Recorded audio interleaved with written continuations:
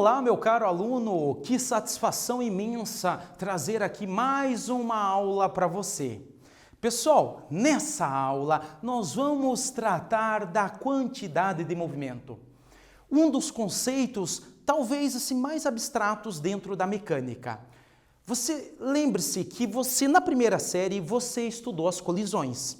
Você estudou impulso, você estudou com certeza a quantidade de movimento.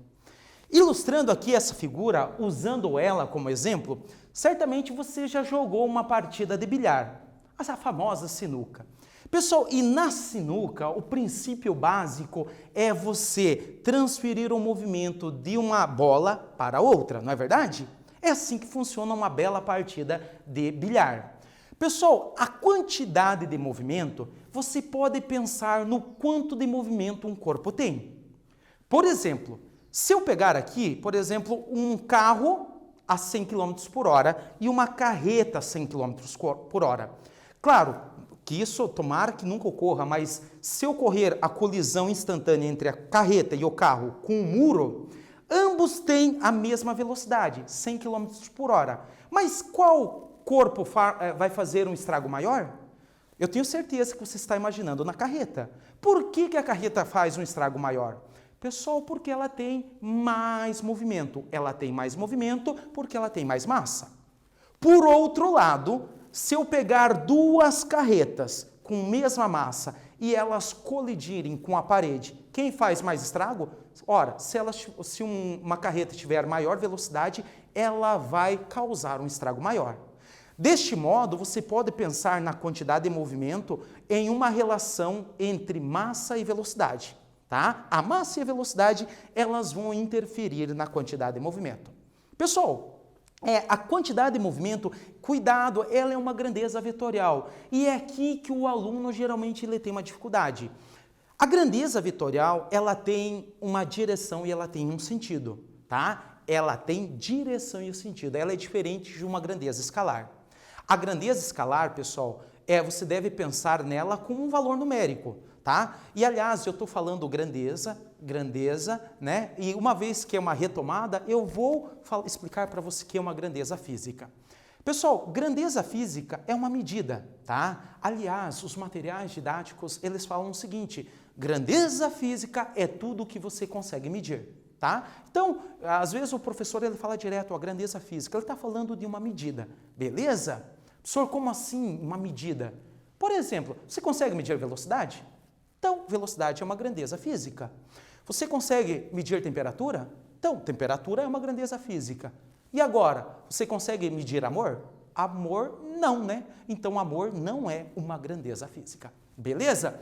Pessoal, se você então sabe que quantidade de movimento é uma relação entre massa e velocidade, que vai dar o quanto de movimento um corpo tem, se você sabe que quantidade de movimento ele é um vetor, ele é uma grandeza vetorial, ou seja, tem direção e sentido, eu agora quero definir essa grandeza. Essa grandeza, imagine você, eu trago aqui uma figura, um corpo, pessoal, com a massa m, se deslocando com uma velocidade. Lembre-se, velocidade é uma grandeza vetorial, tá? Ela também tem direção e tem sentido. A quantidade de movimento, ou o quanto de movimento esse corpo tem, é igual ao produto da massa pela velocidade. Massa vezes velocidade vai dar a quantidade de movimento. Lembre-se, a quantidade de movimento tem uma letra que simboliza essa grandeza. E essa letra é a letra Q. Vale lembrar ainda, meu querido aluno, você que vai para o vestibular, você que vai prestar o Enem, que a massa ela é medida no sistema internacional em quilograma. A velocidade no sistema internacional, tome cuidado, não é quilômetro por hora, é metros por segundo. E ainda então, se você tem massa vezes velocidade, pessoal, você sabe que a quantidade de movimento ela é medida em massa, quilograma, vezes velocidade, metros por segundo. Beleza? Senhoras e senhores, se vocês pegaram esses conceitos, agora nós vamos responder o primeiro quiz dessa aula. Neste quiz, ele fala o seguinte, uma bola de boliche faz um pino de boliche cair a partir de uma colisão. No contato entre esses dois objetos, letra A bola transfere quantidade de movimento para o pino, B, a quantidade de movimento do sistema aumenta. C, a quantidade de movimento do sistema diminui. Vou te dar um tempo e eu espero que você acerte esse quiz.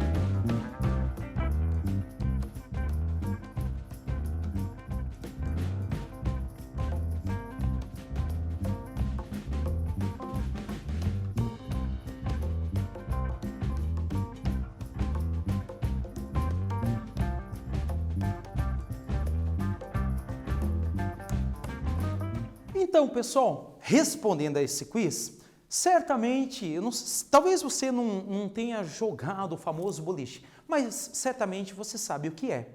Você pega a bola de boliche, você joga, você lança ela. Lembre-se, a bola de boliche ela tem uma massa e essa massa ela vai sair com velocidade. Então o boliche ele tem uma quantidade de movimento e aí ele vai colidir com os pinos. Pessoal, esse evento, o que ele faz? Letra A bola transfere quantidade de movimento para o pino? Sim, né, pessoal? O movimento que estava na bola do boliche, através da colisão, ele vai transferir uma quantidade de movimento para os pinos. Vale ressaltar aqui, pessoal, olha só, ali ocorre uma colisão. Você concorda que se eu tiver uma bola de boliche com muita massa, eu vou ter maior quantidade de movimento? Isso explica por que a colisão entre um caminhão e um carro causa um maior estrago do que uma colisão entre dois carros. Claro que você imaginando eles numa mesma velocidade. Pessoal, a letra B, a quantidade de movimento do sistema aumenta? Não, né? Não tem como você aumentar. A bola de boliche, ela está saindo com velocidade e com massa. A quantidade de movimento do sistema é a quantidade de movimento da bola de boliche. A C, a quantidade de movimento do sistema diminui? Pessoal, também não. A quantidade de movimento, ela é inerente à massa vezes a velocidade da bola de boliche que saiu no início.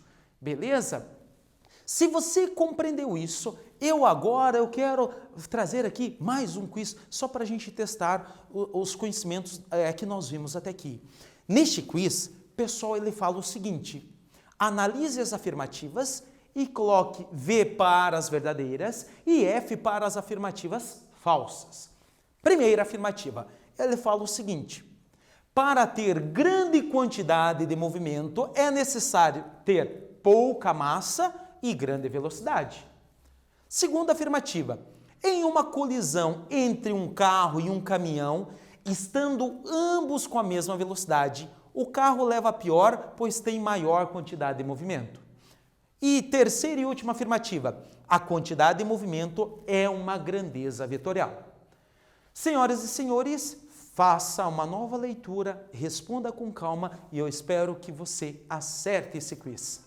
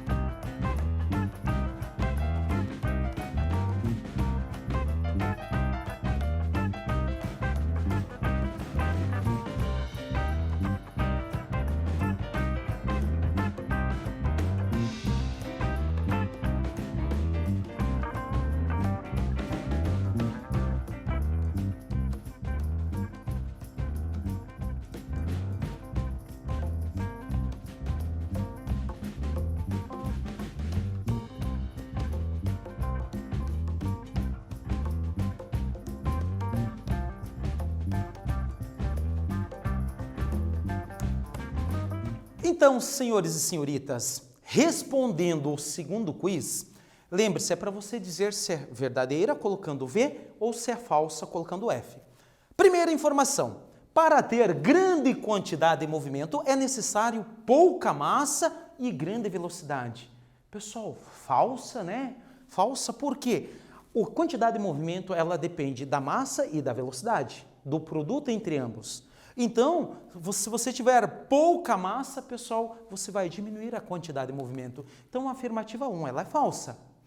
A afirmativa de número 2, ele fala o seguinte, em uma colisão entre um carro e um caminhão, estando ambos com a mesma velocidade, o carro leva pior, pois tem maior quantidade de movimento? Pessoal, não, né? Não, se eles possuem velocidades iguais, a quantidade de movimento do caminhão vai ser maior. Por quê? Ele tem mais massa, velocidades iguais e o caminhão ele tem maior massa, então ele vai ter maior quantidade de movimento. Então a 2 é falsa, tá? A 2 é falsa. E por último, ele fala o seguinte, a quantidade de movimento é uma grandeza vetorial? Pessoal, sim, tá? A grandeza vetorial ela é muito importante. Aliás, eu quero retomar aqui o conceito de vetor. Pessoal, olha da onde surgiu a necessidade do estudo dos vetores? Pensa assim comigo, a física ela é uma ciência exata, certo? Ela não pode conter erros. Isso não quer dizer que ela não erre, né? A NASA erra, todo mundo erra, tá? Só que quando a física erra, pessoal, caem prédios, caem pontes, aviões, né? Então tem que tomar muito cuidado. Pensa assim, as medidas, as grandezas, tem um grupo de medidas que não precisa você informar a direção e o sentido. Essas grandezas são chamadas escalares. Por exemplo, temperatura. Temperatura hoje está 25 graus Celsius, mas é 25 e pronto, não tem direção, não tem sentido. Agora, por outro lado, se eu falar assim para você, olha, eu estou a 20 km por hora. Pense comigo, eu posso estar correndo na horizontal a 20 km por hora, mas eu posso estar caindo na vertical a 20 km por hora. Então, a grandeza, a velocidade, você tem que informar a direção e o sentido. Ela é um vetor. Pegou a ideia? Então, as grandezas vetoriais, pessoal, são grandezas que além do valor numérico, que além do módulo, né? O valor numérico é o módulo. Você tem que também informar a direção e o sentido dessa grandeza. Beleza? E a quantidade de movimento, ela é uma grandeza vetorial. Ela é vetor, tá? Se você pegou essa parte, eu agora vou falar de assim, pessoal, algo que ele é muito importante para a física, que é a conservação da quantidade de movimento. Pessoal, a quantidade de movimento, ela sempre se conserva, tá? Sempre se conserva. Ou seja, você analisa qualquer sistema, pense no sistema a massa ou as massas vezes as velocidades do sistema. Pessoal, dos corpos que compõem o sistema, as massas vezes as velocidades iniciais, cara, tem que ser igual às massas vezes as velocidades finais. Professor, como assim? Imagine dois carros. Pessoal, infelizmente eu vou falar dos carros colidindo. Dois carros, eles vão colidir. Você pega as massas vezes as velocidades antes da colisão. Ocorreu a colisão. Pessoal, isso vai ter que ser igual no final da colisão às massas vezes a velocidade. Através desse teorema, pessoal, eu consigo calcular a velocidade de um corpo após a colisão. Repare bem essa figura, eu vou descrever a figura. Essa figura é o que nós chamamos de pêndulo de Newton, tá? É um pêndulo, pessoal, e como é que funciona? Eu tenho várias bolinhas, imagine bolinha de gude, penduradas. E eu pego e faço a colisão ocorrer. Eu pego uma bolinha, nesse caso, nessa ilustração, eu tenho 1, 2, 3, 4, 5 bolinhas, e eu pego uma bolinha e elevo e solto. A hora que eu solto, ela colide. Mas repare bem, para essa figura, quando a bolinha chega, ela bate, a outra lá no outro extremo, ela sai. Por quê? Porque a quantidade de movimento se conserva. Pensa assim comigo, pega a massa vezes a velocidade dessa bolinha inicial. Pessoal, lá depois da colisão tem que ser igual a massa vezes a velocidade final. Isso mantém a prova de que a quantidade de movimento, ela sempre vai se conservar. Beleza? Não esqueça disso. Pessoal, eu vou falar para você de uma aplicação da conservação da quantidade de movimento, tá? É o foguete. Mais uma figura que eu vou ilustrar para você. Imagine você o lançamento de um foguete. Imagine a NASA lançando um foguete para o espaço. Pessoal, o foguete, você sabia que 98% da estrutura, do tamanho dele é combustível? Em torno de 95 a 98% da estrutura dele, da massa dele é combustível. Utiliza-se muito combustível. Mas o que acontece? Como é que você lança o foguete para o espaço? Lembre-se, o foguete ele tem aquela quantidade muito grande de combustível. Pessoal, e o foguete está parado? A quantidade de movimento dele no início é zero, ele está parado. Ele está parado. A partir do momento em que começa a explosão, ali é o estágio final. Retomando, foguete com combustível parado, quantidade de movimento é igual a zero. Só que a hora que começa a explosão, os gases eles estão para baixo, olha só a figura, o gás ele queima, ele explode e ele vai para baixo e ele impulsiona o foguete para cima. Lembre-se, quantidade de movimento é um vetor. Se eu tenho um vetor para baixo, para eu ter, pessoal, uma quantidade de movimento continuar sendo igual a zero, eu tenho que ter um vetor para cima. Traduzindo para você, o gás vai para baixo e ele impulsiona o foguete para cima. Deste modo, a quantidade de movimento do gás para baixo, a quantidade de movimento do foguete para cima, faz com que os vetores sejam iguais. Talvez você não lembra, mas você estudou isso na primeira série. Dois vetores, quando um está para a esquerda e outro está para a direita, se eles forem iguais, o vetor resultante é igual a zero. Professor, como assim? Vou ilustrar. Você já caminhou em cima de uma esteira? Já, né? Então pensa assim comigo, a esteira ela tem uma velocidade para trás. Você caminha para frente. E se você manter a mesma velocidade da esteira, você fica parado. Concorda comigo? O vetor resultante é zero. Você fica parado. A esteira vai para trás e você vai para frente. O vetor resultante é zero. Pessoal, é deste modo que a conservação da quantidade de movimento pode ser aplicado além das colisões. Senhoras e senhores, lembre-se que o foguete no espaço você, basicamente você não tem matéria e você consegue girar o foguete, você consegue manobrar ele através da quantidade de movimento, Você explode combustível para a esquerda, ele empurra o foguete para a direita e assim por diante. Pessoal, eu quero aplicar os conceitos da conservação da quantidade de movimento no exercício. Esse exercício, ele não é tão simples, tá? Ele não é fácil, mas eu tenho certeza que você vai conseguir fazer.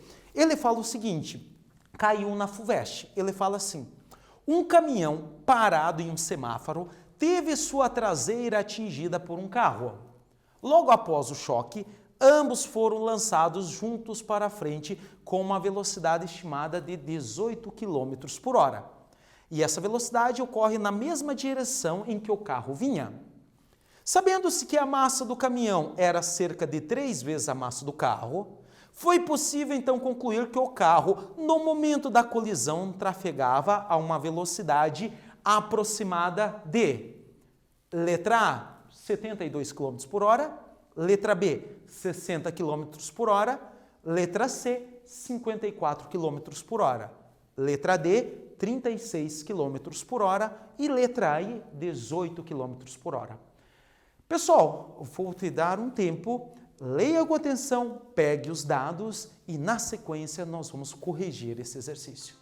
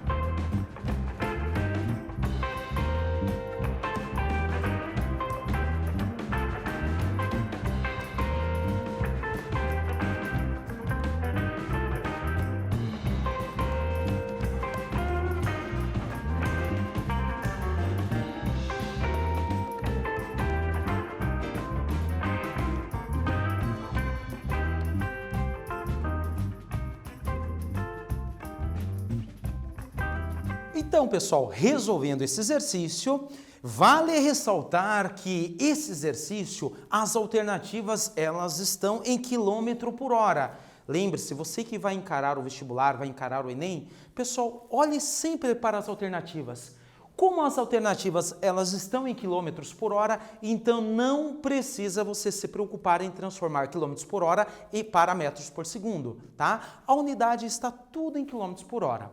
Pessoal, em qualquer exercício que você for fazer, nunca seja afoito, vá com calma. Olha só, eu pego primeiro os dados, eu interpreto a situação e somente no final é que eu vou resolver. Por exemplo, eu peguei os dados, o caminhão está parado, velocidade inicial 0. O carro, ele pede para achar a velocidade do carro antes da colisão. Eu coloquei um ponto de interrogação, porque é a minha pergunta. A massa do caminhão é 3 vezes a massa do carro. A velocidade do conjunto, ele saiu com 18 km por hora. Interpretando a figura, o carro estava parado no início, então ele não tem... o caminhão estava parado no início, então ele não tem quantidade de movimento. O carro chega com uma certa velocidade. Depois da colisão, ambos vão para frente com uma velocidade que eu estou chamando velocidade do conjunto, que é 18 km por hora. E agora eu estou apto a resolver esse exercício. Ei, se eu quero achar a velocidade do carro antes da colisão, eu sei que a quantidade de movimento se conserva. E eu sei que a quantidade de movimento é massa vezes velocidade. Então, vou usar esse conceito para solucionar esse exercício. Então, vamos lá, passo a passo. Primeira ideia. A quantidade de movimento do sistema se conserva.